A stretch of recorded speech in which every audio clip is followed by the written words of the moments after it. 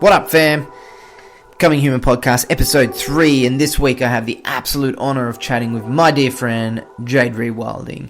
Now, Jade is a very special friend of mine, and more often than not, we have these conversations most weekends whenever we're visiting or hanging out. So this week we decided we'd just chuck a few mics on and get the camera set up and just record whatever comes to the surface. Now, we didn't plan anything for this conversation, we just figured we'd just let it roll. Jade is a very special person. She's a very gifted lady. She's quite spiritual and well-versed and studied in the areas of psychology, sexology, and relationships holistically. We go deep into discussion with, terminology of labels in society or relationships and standings and titles used in relationships. We go into same-sex relationships. We talk about absolutely everything that's going on in the world, and we just have an absolute ball whenever we sit down and talk together and share a little bit of tea, and the energy's good and we vibe off each other really well. And this week we also had another very special lady and special person to me, my wife Cassie, and so the three of us took this time to just chill and talk things out, and we really enjoyed this time. We hope you enjoyed this episode. Don't forget, at the end, hit subscribe so you never miss an episode, so notifications come through. Leave positive comment and let us know what you wanna hear us talk about, who you want us to talk with, and types of people you want us to talk with, so that we can make sure that the episodes keep getting better and better and better. Hope you like the episode. Much love.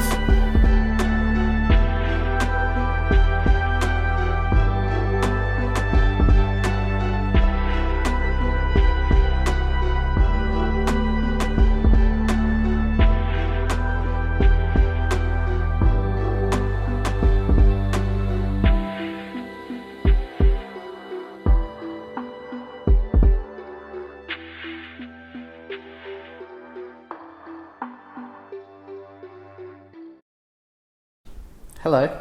Hello. Welcome. Thank you for joining me. Thanks for having me. It's good. It's the first time we've done the camera and the setup like this, but I figured it's more personal. I think I'll start doing this from now on, as driving to people's homes or having people in my home or in their space and sit and connect energetically. I think it's better. Yeah. And it's so nice and relaxing here. Isn't it? Yeah. Good energy, good vibe. Yeah. Yeah. Cool. So Jade Dowsett joining me today for our third episode, which is really cool. We're going to go into some fairly unspoken about avenues or areas of conversation in society, and stuff that we both feel super passionate about and super connected to. We also have my wife Cass joining us today as well. Got our own little bit of round table action going on, which is quite cool. A brown table. Brown table. We got our own brown table going on. So let's begin, Jade. Why don't you let us know a bit about yourself? I am a creative. I work in a money-making capacity doing copywriting for people, which fuels my passion, which is creating to connect with people, especially around just life, relationships, love. Yeah. Super creative. Yeah, it is probably the one thing that ignites our conversations is the amount of creation that comes, not even at the end of our conversations, but like when we just start and hang, I think that word is perfect to describe what happens when we get together, and not even in a work capacity, right? Like we just create masterpieces out of just general discussion. So your passion, writing, relationships. Yeah, I think my my ability to download information has always come through in a written way a lot easier, which is why I love writing. But as I've gotten older and developed in terms of like relating to other people, I've been able to download a lot more in person. So I've moved on to kind of like creating video content and stuff like that more so now. But writing was always kind of that anchor as a child that I had to kind of connect. That creative flair, I guess through making videos, man, I struggle with that shit. Like it's it's tough work, but you seem to be able to like hit the nail on the head most times, and I'm sure there's like 50 uncut videos to one. Yeah.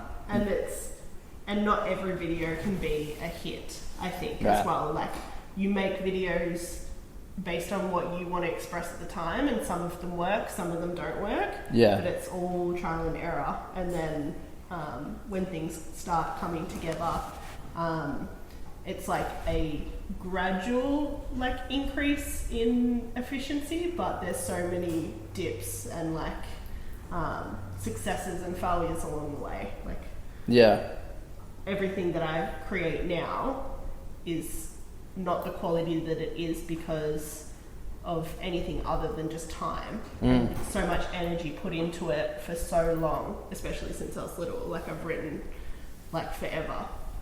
As in diary journal, I've always literature. Just like written different things depending on the stage of life that I was in. Like, I did lots of like more fictional stuff when I was like a child and then like early 20s. But when I was like a teen and probably now, I write more kind of like personal stuff, I would say. Yeah. And like personal stories. And you get you definitely get like direct feedback from using social media platforms for that. You get that instant feedback of it's either a good video or it's not a good video, or 100%. Good dialogue or it's not good dialogue. Yeah, especially with all the like analytics and stats. Right. All the social medias, you know how long people have spent on your video, if they've rewatched it, if they've shared it, if they liked it or left a comment or whatever. So, and it's pretty important. Yeah. For growth factor anyway, right? And it's pretty much as soon as you post it, like, you start giving yourself feedback as well. Yeah. Like, when you watch it through the eyes of someone receiving it, you can see like how your lead-ins maybe weren't the best, or like your transitions weren't the best, or like communicating your ideas in a coherent way could have been done better. Like, as soon as what you make is out there, like, it's so much easier to see like where to go with it in the future and what the feedback is. Whereas I feel like everything in the past that I created that I didn't put out there, to this day I still don't actually know kind of what was wrong with it. Yeah. Because I didn't have the courage to put it out there. And it's so different once you've put it out there. Yeah. And it only takes that first time. Like, we argue about this all the time. Like, you know, she might have an idea and I'll be like, nah. And then we just put it out there and it gets like crazy feedback and like crazy good traction. But I'm sorry, can you... You want me to repeat that again? You were right. I was wrong. In some, you heard it here first. In some aspects. So when you're doing these things, like when you're posting videos or writing, we'll go with posting videos. When you're posting videos, and predominantly you're on TikTok. I mean, you're on Instagram and everything as well, but your main drive is TikTok, and you've got a lot of followers, right? Yeah, in a short amount of time, which I'm still kind of grappling with, because I think for me there is some kind of nervousness around people hearing my voice and wanting to hear what I have to say. Like, that I've got a bit of like cognitive dissonance with like seeing my platform grow at the rate that it did. Like, in a couple of months I went from like 1,000 to 10,000 followers, and just me wrapping my head around that people are on my platform has been a lot. And I've had kind of like a little break from posting recently, where I'm really trying to like integrate that like just knowledge of that people want to hear what I have to say. And I think like there's still so much opportunity to grow on the platform, but there's definitely been a lot of personal growth with how much I've grown so far in a short amount of time. Yeah. Is it, do you kind of just like wake up some days and just think, fuck, like how, what, like it just blows you away? Yeah, like when you wake up and like think, when you're in kind of that fresh state of mind, where I think in the mornings you're kind of like quite innocently thinking, like you can just be like, holy hell, like there's so many people that are subscribed to my platform, watching my videos every day, and asking me questions, and like wanting to know what's going on in my life, and it can be a little bit overwhelming. Yeah, well, people are connecting as well, and you'd energetically feel that, like not necessarily that you've connected with them personally, but people are feeling like they're a part of your life. I mean, how many followers have you got now? So it's 9,500, I think, on TikTok. So even if we did like a 10% rule, you've still got like basically 900 people that are thinking that you're besties, right? And you are sharing in something. And so that's quite a lot in general. Anyway, 900, like I think that's like 6 celebrations away for us, the 900 followers mark. But so they're connecting and thinking that, you know, they're a part of your life or that you're besties. What is it like? What got you there? What was the catalyst? Like, I think there was like 2 kind of main things that got me there. And the first is like, I think I share quite vulnerably and insightfully about myself and about my life and about what I'm learning about my life. And I think the way that I communicate it is like deep but very relatable in terms of like I'm kind of stripping it down to the bare bones. And a lot of the time I'm talking about shadow. Like I'm talking about like my insecurities, what's coming up for me, how I'm feeling. And that's relatable. We all feel those things like shame and guilt and stuff like that. So I think what I'm talking about is so universal, and I'm seeing it so kind of like clearly and minimally that it's very applicable to a lot of other people's lives. And I think the other thing is sharing kind of what lights me up and what's very authentic for me. So like obviously on TikTok there's so many different avenues that you can go down. Like there's a lot of people like sharing really funny things. There's a lot of people sharing like thirst traps and stuff like that. Thirst what? Thirst traps. What is that? That's like I'm about to learn something. Remember, right that's what I told you about the other day. I don't remember what. It's like just pretty much attractive people doing things that are kind of seductive, I would say. Right. Yeah. Reeling people, like fishing. Really baiting reeling people in. Just by their aesthetics and what they're doing. Yeah, what they're doing. Okay, that's a thirst trap. That's a thirst trap. Okay. And it's We're not like so old. I had no idea what that was. It's very, very popular on the app. Like there's a lot of people thirst trapping and like thirst following, so following people that you think are attractive. What would be a thirst trap? Can you describe to me what would be a thirst trap? So you know the new song "Positions" by Ariana Grande? No. Okay, so Ariana Pretend Grande I do though. has a new song, and in the song she talks about like kind of going from the kitchen to the bedroom. And so there's a lot of people making content where they're like in the kitchen and then they do some sort of like bedroom scene straight after. So there's like a transition from kitchen to bedroom in the video, and that's kind of like thirst trap energy, I would say. Right. So it'd be like someone cutting into a steak. That would make you thirsty. That is a thirst trap. Cutting into a steak. So it would be me getting the steak from the butcher, transitioning to the kitchen, and eating the steak in my loungewear. Now I know about loungewear. Like that's quite a real thing. What? Loungewear. Like it's like this brand. It's like the new Victoria's Secret, but like everybody wears it and sponsored by it and ambassador for it. Is that part of the thirst trap movement? I think Originality. People just do what works for them. Yeah. So like for example, because TikTok's very algorithm based, it puts you in front of people that have similar content to you and people that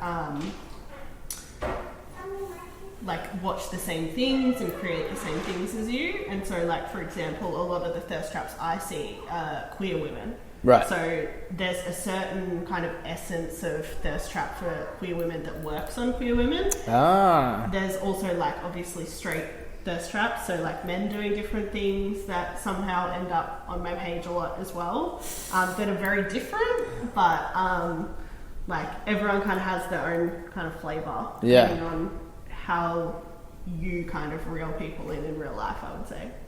So let's go. I'm going to use that as a trap to go into the next part.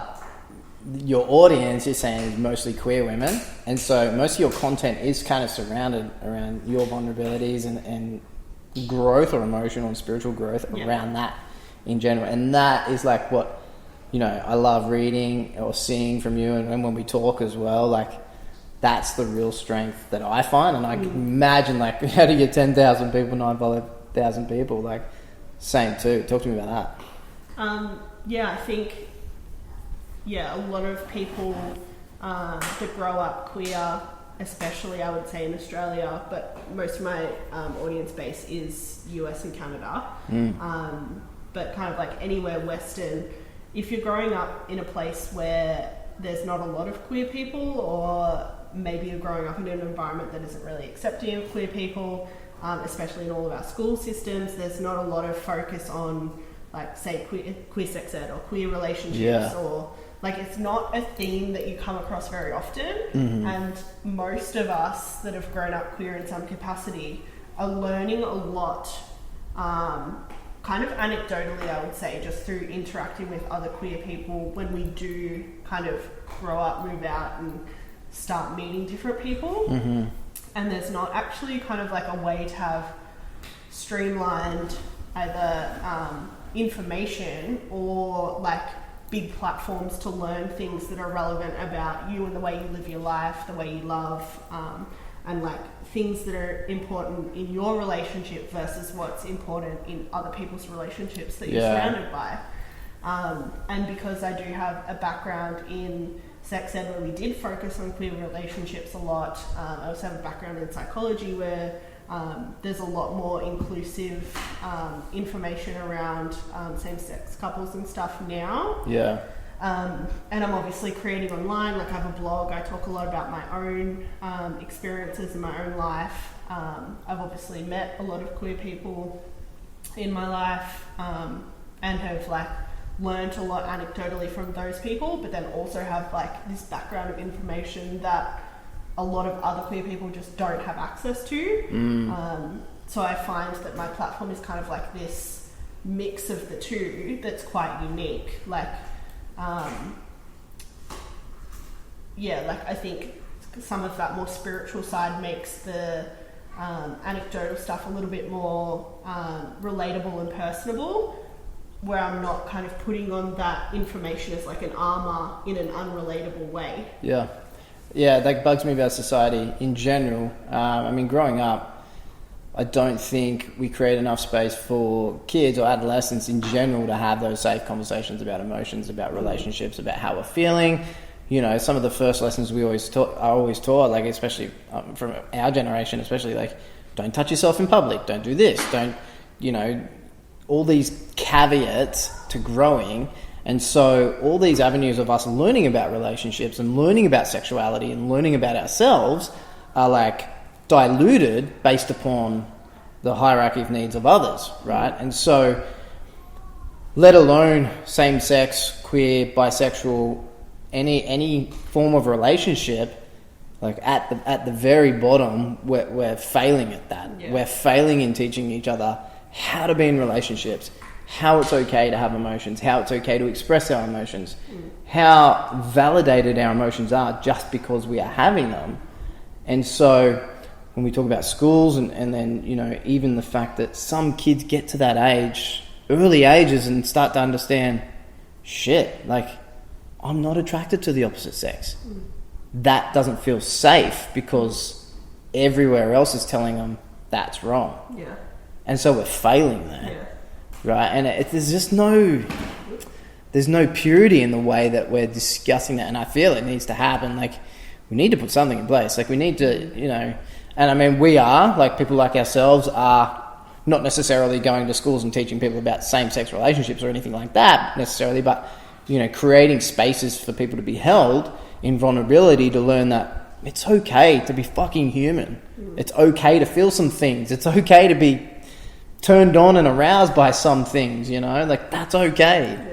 Right? And so I think that, we just struggle in relationships in general. Which is so interesting because I just, like, personally from where I'm standing in life right now, like, I just see our emotional world and our relational world as being so important and just one of probably the biggest kind of pillars of actually being human. Yeah. The way that we feel and the way we relate to other people.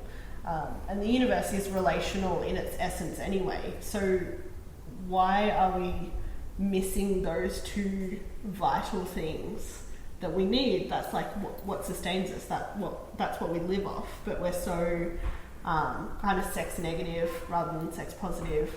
And we don't teach like good relational skills. And I think we've kind of lost the capacity to teach good relational skills in a lot of ways for, say, the average person. Yeah. Because we're not surrounded by people modelling them for us. Yeah. Like I know personally, like everything that I read every day. I obviously read a lot of PhD kind of like books, non-fiction. Then also I read lots of like scientific literature and things like that. And it just takes so much reading and rereading. It's like learning another language and learning a whole new world that I had never been exposed to before I started kind of like, I would say, my tertiary education. Right. Because we got none of it in primary school, got none of it in high school. And our families outside of schooling just weren't qualified, I would say, to understand healthy relational techniques. They're playing out what they know, which is usually what they've learned from their parents, who have also not been qualified. The feedback loop's broken. Yeah. Like, yeah, you're 100% right. Like, growing up, I say this a lot to people, like, school and growing up were like the hardest jobs I ever had. Yeah. And I didn't realise that until probably this year, because a lot of my shadow work that you've explained just before has been purely based upon where and how I saw myself in society as a young'un, like as an adolescent, right? And that feedback loop was broken because nobody knew how to mentor, because they didn't know how to mentor, and the people preceding them didn't know how to mentor either. And so, you know, I did a recent study on the statistics of mental health and the breakdowns of each mental health illness. I hate using the titles. You know, I hate it how people just go, "Oh, you got ADD," or "Your kid's on the spectrum." You know, maybe we're all just fucking gifted in some capacity, and we're just being told not to use our gifts. Yeah, it's a very Western view of the clinical psychology. Like, that's probably one of the frustrating things that I've found in my psychology degree, is that the view of the mind and what's disordered about it is very Western.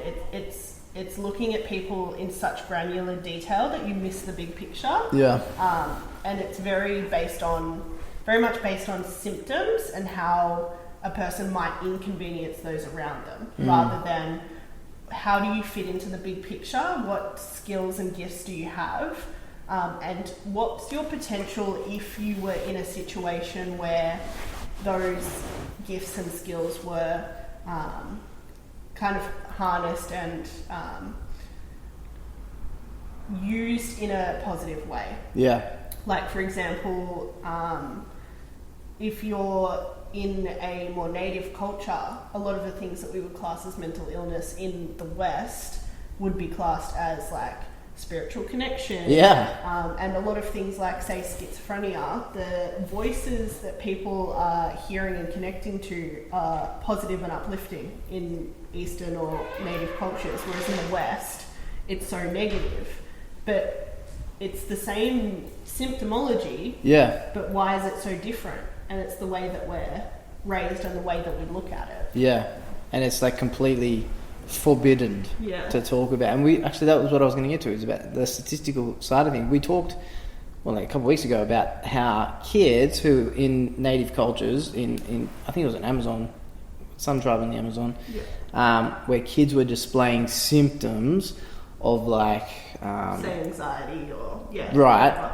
The shamans were actually taking them as mentees and mentoring them in a spiritual sense, and these kids were growing to have like profound downloads and impacts on their tribe. Yeah, they become the next spiritual leaders, because the things that we in the West look at and think that there's something wrong with them, in those native cultures they look at it and say, you have a gift, I'm going to teach you how to use it so that you're in control, you're using it in a positive way, it's not affecting you negatively, whereas in the West it's just so misunderstood.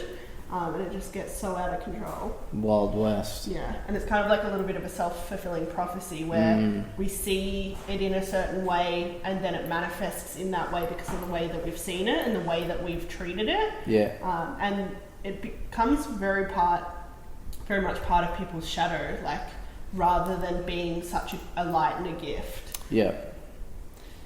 Yes, I agree. Can I Yeah, can go I for it. interrupt? So after we had this conversation, and then I had a conversation with a family member when we were talking about Kanye West. Good old Kanye. And He is my spiritual gangster, by the way. Like, I hate it. Hate is a strong word, but I really disliked Kanye before I heard him on Joe Rogan. I know. And then I heard him on Joe Rogan, and like, even though he was everywhere, he is a good man. Yeah. Go on, he's a good man. and then I was listening to another podcast that I've yet to finish, but they were saying that words. Oh, it was like a way for society or government or who the powers at be to start dictating what we're allowed to see and view as normal or as a spiritual gift. And like we started medicating them, like, oh, well, you hear voices or you see things, you see premonitions that are about to, like something that's about to happen. Let's medicate you. Let's make you feel like what you're seeing is wrong and make you feel like you're crazy, because we realize that those people do have gifts. So we make society think that you are crazy. Like the podcast that we were listening to the other day when he was with Eric Godsey and Kyle Kingsbury talking about The Red Book by Carl Jung. Yeah. And good how book. he allowed himself for 4 years to go into a state of psychosis. Carl did. No, Carl, he went into psychosis. Yeah. But he allowed himself to do that so he could, like, because he knew what he was experiencing needed to be experienced.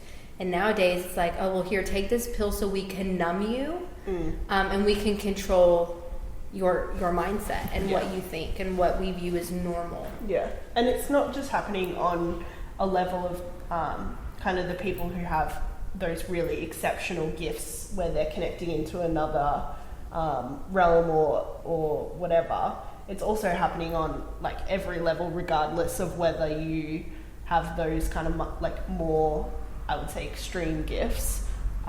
Like we numb and medicate, even just like being a human. Absolutely. Like, I cannot tell you the amount of times that I've been living my life and then realized how checked out I am. Like, happens all the time. Yeah.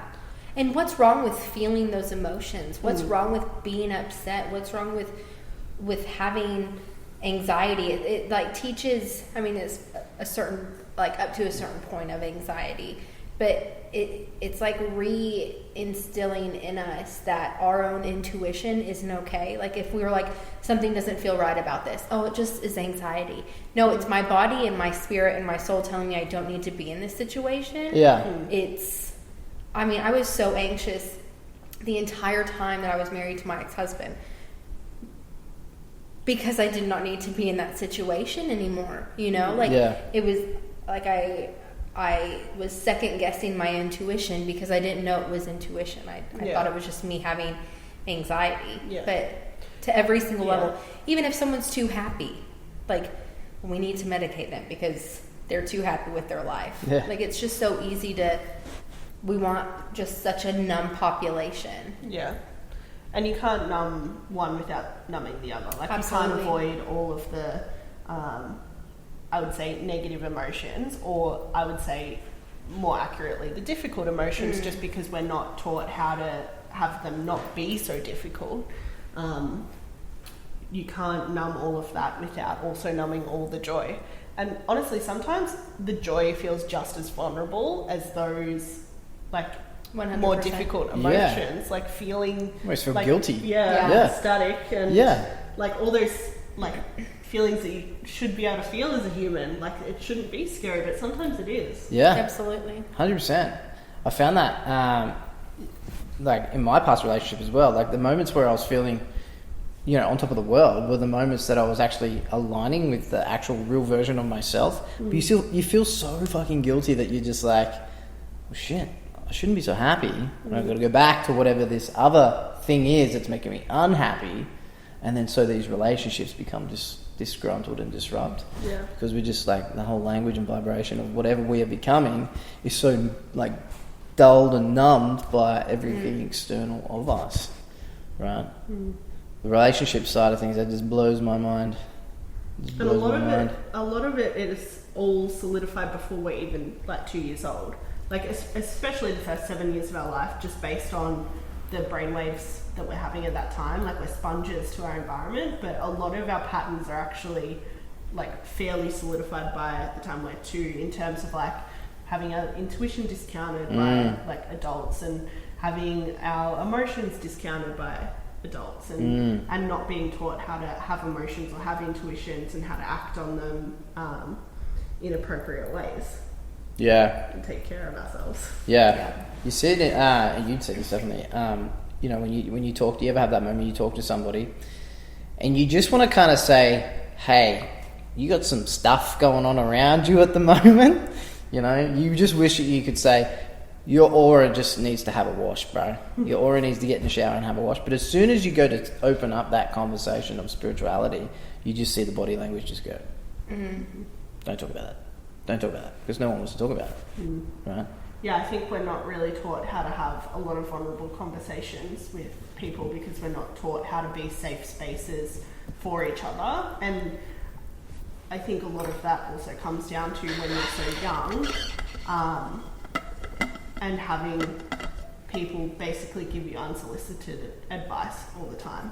Yeah. And a lot of the time, the people that are giving the advice aren't, like, as I kind of mentioned before, they're not giving advice in a way that's like relationally healthy. They're doing it in whatever way they've learnt how to do it. And a lot of the time, people say, for example, a really common one is making a personality statement rather than a behaviour statement. Right. So someone does something and the relational interaction is you're this or you're that, rather than, hey, I'm seeing this behaviour from you. Yeah. It makes it personal, and it shouldn't be personal. But that's the way that we go about the relational interaction, and that's where we're learning all of these unhealthy like systems of relating, so that by the time that you're an adult and you're in these conversations, you've got this ingrained pattern of like, when I'm in this conversation, I'm going to be personally under attack. So of course you're going to shut down. Yeah. You're going to defend yourself against... Before you even start talking. Yeah. Yeah, it's always like a hierarchy of like, I'm above you, or I must win, or I must not be below you, or I must not lose. Like, that's just how we're taught. Yeah. It's so much about survival. Like, we need people. We need to be accepted by the people around us. And even if the people around us aren't practicing like healthy relational skills, it's more important for us to have them around than for us to not have them around. Yeah. Because we're social creatures and we have power in numbers. Yeah. So a lot of the time we accept people in their kind of toxicity based on that survival need, but then we're in a situation where we're trying to survive the emotional world as much as we're trying to survive the physical world. Yeah. And we can really get ourselves into so much trouble. Yeah, and we're not very receptive to energy either. No, I think we're natural energy receivers and transmitters, but I think we're just not literate and not in attuned. the language of energy. Yeah. To the point that we would need to function in the world well. Yeah. And if we did, our relationships would be a whole heap better. I mean, even as husband and wife, like we pick up, like we could almost finish each other's sandwiches. That's what I was going to say. Like we can almost, we're always in tune as husband and wife. We have this special connection and bond. And we have that with others. Like I have that with you, you have that with me, I have it with other friends, men and women as well. And it's just some that we pick and choose where we're going to be safe in that space and share that connection and that energy. Even if we're not saying, I'm an energy reader, I'm a clairvoyant, I'm a this, I'm a that, I'm a spiritual guide. That doesn't need to be said because we are that. We are already that. Yeah. But you can always tell the energy from somebody based upon how they're showing up in the conversation and how they're willing to allow you in, or you're willing to allow them in, and share vice versa. Yeah. What were you gonna say? I don't feel that at all. I feel like with me. Oh, yeah. No, stepping into this new chapter of my life, I'm surrounded by people that are so good at picking up energy, and I think it's because I've protected myself and been in this bubble of not trusting my instincts and not wanting to see people just as a defense mechanism, not wanting to see people as they truly are and how they're truly treating me as a human. I'm not good at picking up energy at all. Like, someone will walk in and be like, oh, this place has a good energy, and I'm like, I like the colors of the wall. Like, so I think... But our nervous system's very affected by being in that survival mode for so long. Absolutely. Like, having your nervous system open and, like, kind of, I would say, thriving and healthy is a very different state of being than when your nervous system is in fight or flight. Yeah. You're just trying to survive. And when it's consistently in either of those spaces, you're having a very different experience of life. When you're in survival, it's your view of life is very narrow. It's very hard to be picking up on energy, because if you're in a natural situation where you needed to be in fight or flight, say on the African savannah, you'd be running away from a lion. Right. You don't need to know the energy, you just need to get away from the predator. Just know that lion Yeah. is hungry. Yeah. That's... The lion's very energetic. Yeah. It wants to eat you. Yeah. See, I feel like then would be a good time to have energy. Like, I'm not feeling good. I'm not feeling safe right now. I feel like Pumbaa. But you've got incredible intuition, which you shut off a lot. Like, there's so many moments Yeah. that you say things and then you just think, no, whatever.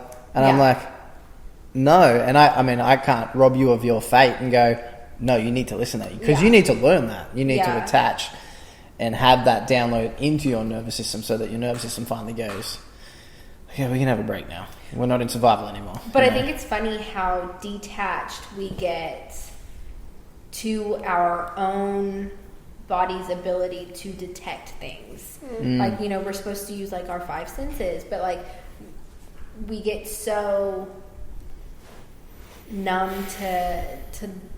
to what the world's trying to deliver us, and it really is like the people that you surround yourself with.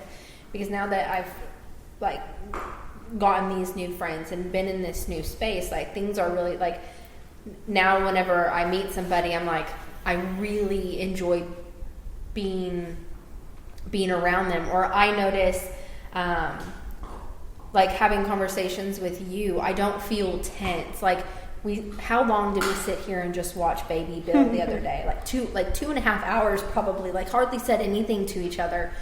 That's not something. So I see that as my energy picking up on your energy, or my ability to read the energy, but it doesn't come as natural to me as it does to you guys, which you've had probably a lot longer to work on that, or that's just a gift that you guys have. But so for me, it's very hard to pick up on someone's energy. Everyone has the gift. Yes, but we shut it off. The difference Yeah. is what we're willing to let go and detach from and associate with, and that is purely based on our conditioning and programming. So where your gift is super strong, you're numbing that with the programming conditioning of previous life or your previous lives into now. So for an example where you might not be so intuitive into energy or receiving people's energy, or being like, having the ability to be like, hey Jade, you just make me feel really safe and good. Relaxed. Because that's how she makes you feel with her energy. Previously, you're using the framework of, I've had close friends before, those relationships failed, I got hurt, now I need to close off. And so that programming slightly dulls our gifts, because we all have the gifts. It's the same as relationships. We're purely based upon our reputation in relationships. You know, moving into a new relationships, it doesn't matter if I fucked 50 girls previously in a relationship that I was supposed to be contained in. Moving into the next one, that's what's coming with me. Whether I've changed or not, that's what's coming with me. Right. Right. And I think there's also like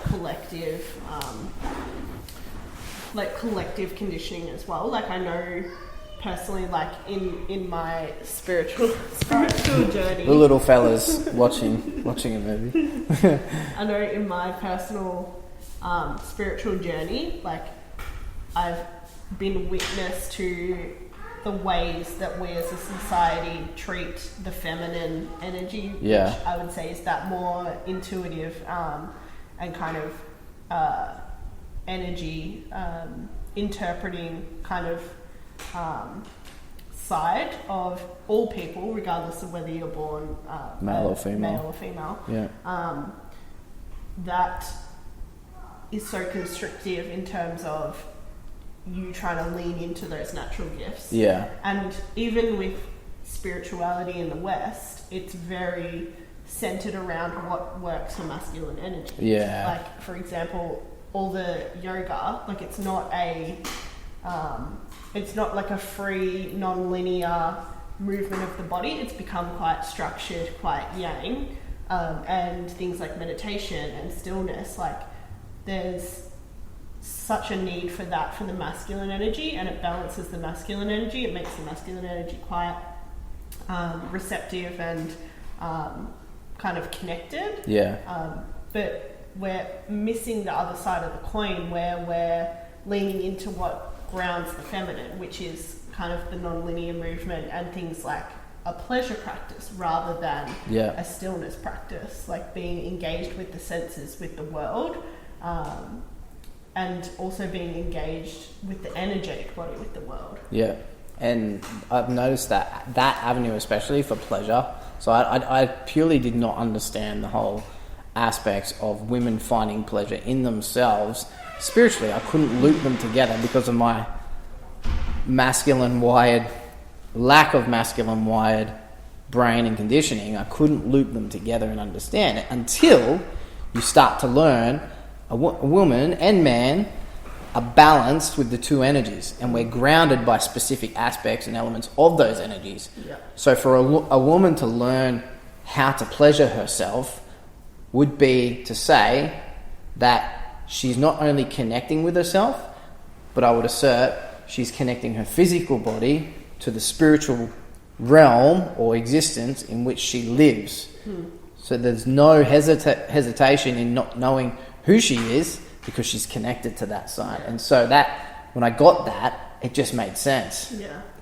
Yeah, and I think a lot of us, regardless of what we're talking about, we project our reality onto the reality of others, and we do that individually, but we also do that as a collective. Like we do live in a collective reality that's very masculine. So we project this masculine reality onto everyone, saying this is what should work.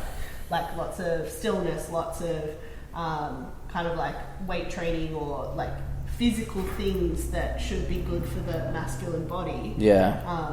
But we're kind of missing the polarity and the diversity and the understanding that there's two sides to every coin. And we've kind of channeled ourselves so far down one avenue without creating lots of space for the opposite.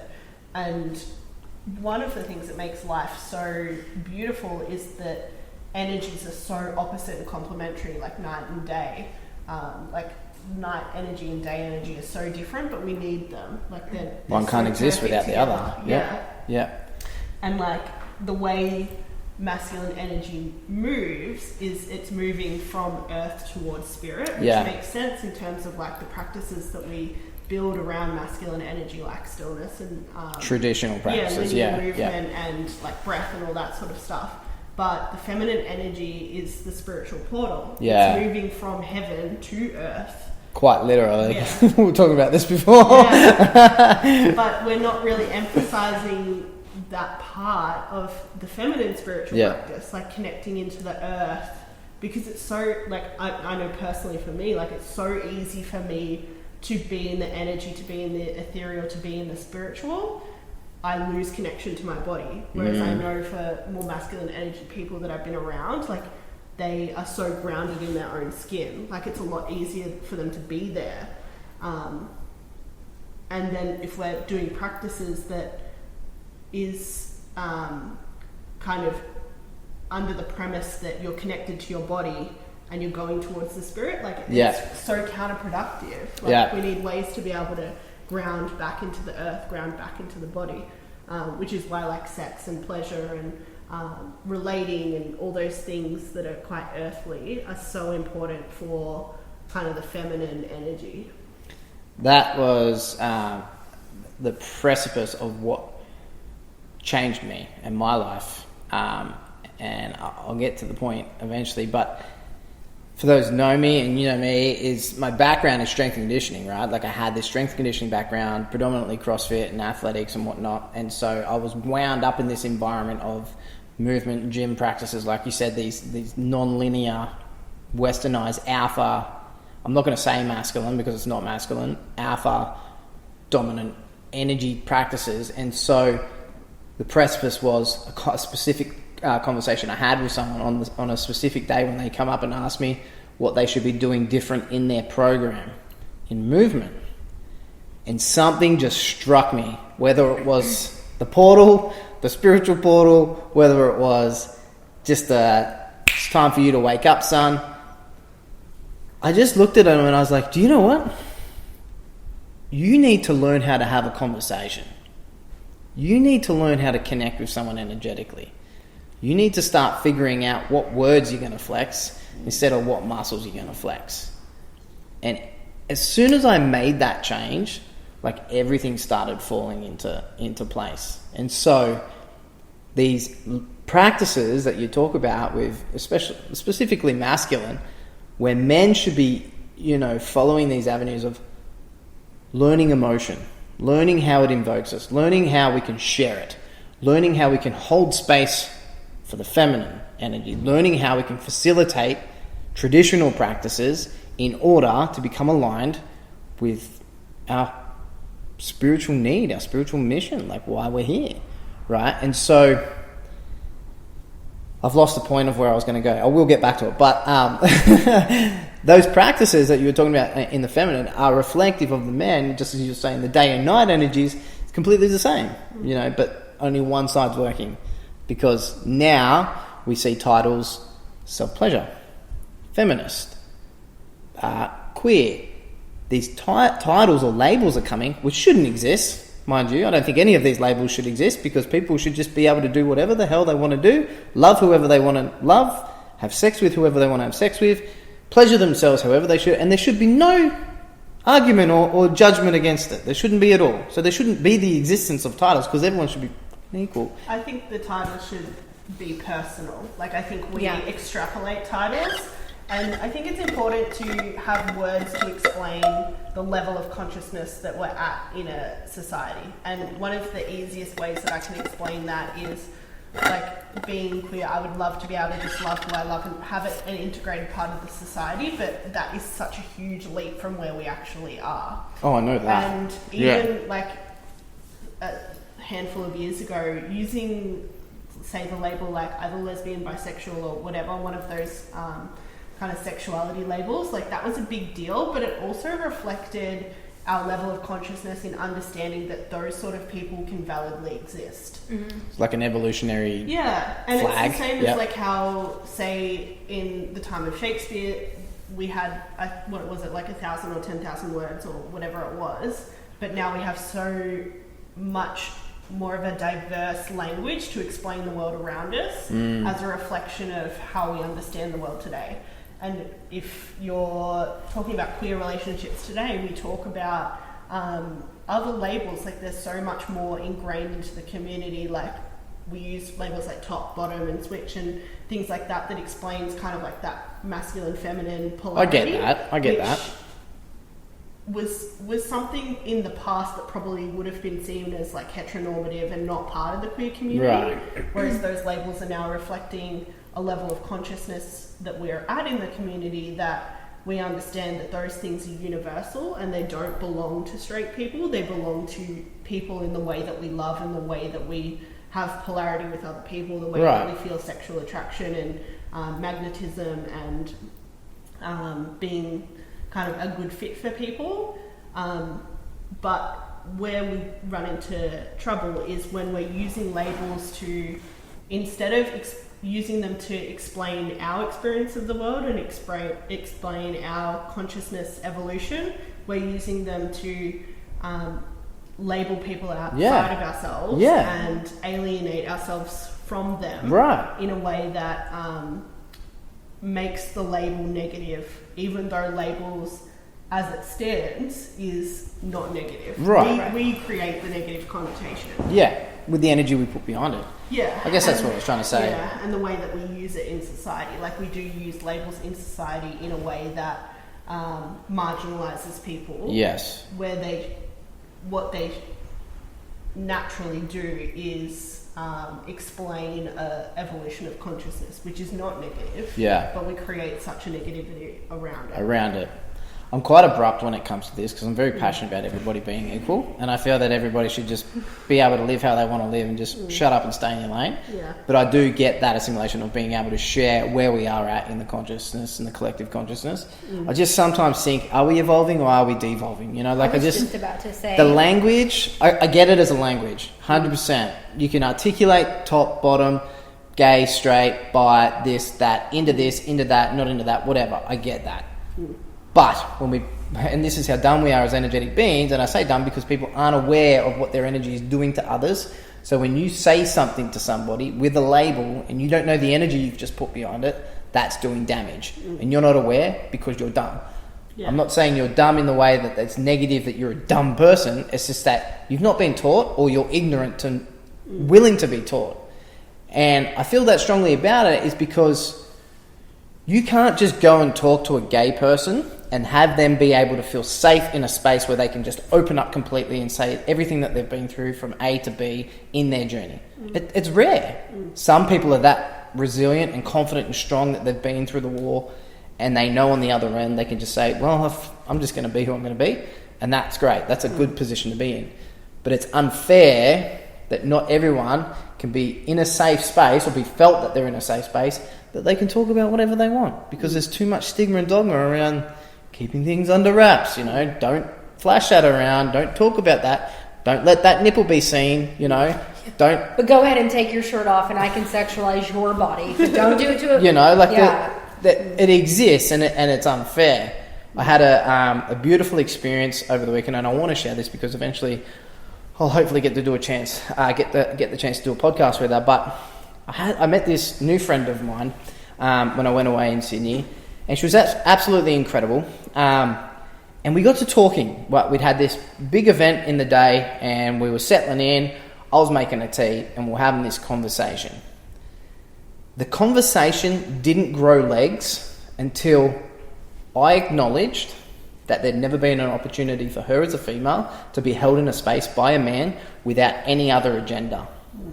To the point where I said, if you don't feel comfortable, we can call Cass and she can be with us as well at the same time. That's not good. Like, that's not good. That females don't feel safe. And I know there are men like this as well, because I've been in this position myself where you don't feel safe. It's not good that people don't feel safe, that they can't just talk to people, because the external world is walking by saying something, passing judgment, putting labels. Not only are they not saying it, they're putting energy behind it. So those of us that are receptive to energy now feel it, even though they're not saying it. And that's unfair. Yeah. I think no one wins in those situations. I think humanity as a natural entity cares about fairness. Yeah.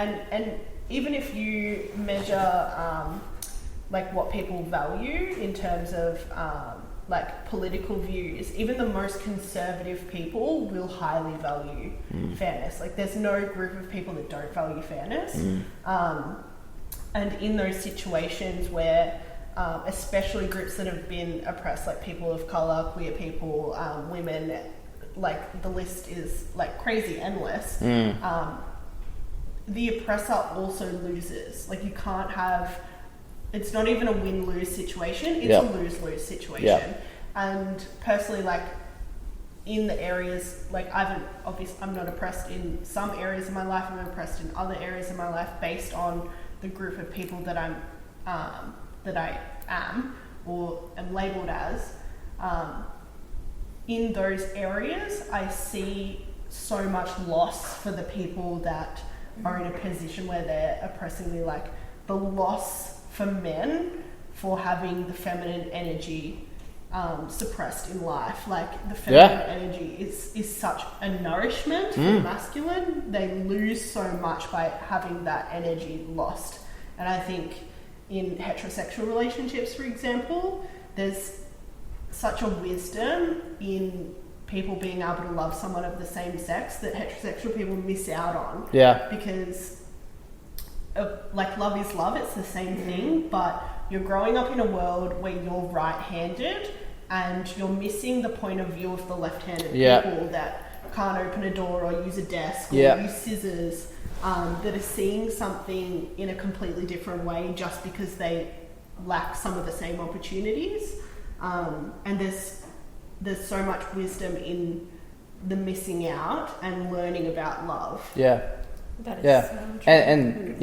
And being. And you see the hate, the apps, like, so I grew up in the South, Midwest. It's the Midwest. And Is it? Let's just explain to people where you live. Shut up. The Bible Belt. And the absolute, it actually makes me nauseous thinking about the things that are said about whether you're gay, you're black, you're Hispanic. It's just disgusting. And I'm just thinking to myself, growing up in the church, we're supposed to be godlike and supposed to follow God. And these judgmental humans have taken it upon themselves to say somebody is less than because of X, Y, and Z. Yeah. Someone is less than me because they're not from America. Someone's less than me because they're not a man or a woman. Someone's less than me because they're not heterosexual. Pardon my language if my parents are watching, who the fuck are you to sit here and tell me that God is love and I'm supposed to be godlike, but yet you can tell me I'm going to burn in hell because I have a tattoo? Like, and I absolutely love talking to you because I love your point of view.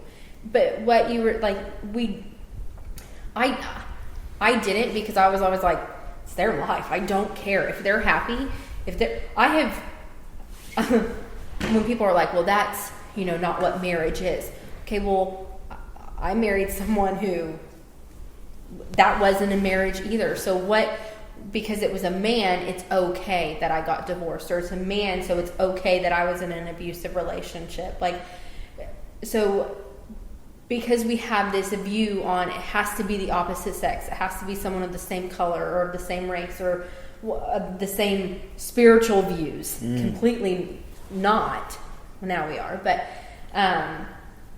we just miss out on that love and that acceptance and the chance to learn somebody else's view, and what you hold sacred to your heart is very similar to what I hold sacred in my heart and what I value. And while we don't have the same opinion on everything, and while we don't find the same things attractive or whatever it might be, I can still look at you and be like, you are one of the most beautiful humans. But I'm gonna cry just because I'm emotional and pregnant. But like, just the fact that to know that that's not acceptable in some cultures is just, or not even cultures, but just by some people is disgusting. Like, why would you not want the chance to love everybody? They haven't felt it yet. They haven't had an opportunity to feel it deeply. I think as well, a lot of us are living in such a shaky self-reality in terms of like being around people that have a different reality to us can be threatening. Absolutely.